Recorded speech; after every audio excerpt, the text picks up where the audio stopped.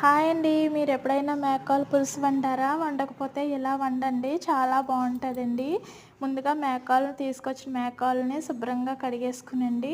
కుక్కర్‌లో ఒక 3 విజిల్ వేయించుకోవాలండి. అల్లం వెల్లుల్లి పేస్టు, పసుపు వేసుకొని ఒక 3 విజిల్ వేయించాలండి. వేయించిన తర్వాత అయి పక్కన పెట్టుకోవాలి. అలాగే ఒక ప్యాన్‌లో కొంచెం నూనె వేసుకొని ఉల్లిపాయలు, పచ్చిమిరపకాయలు, టమాటా ముక్కలు కూడా వేయించుకోవాలి.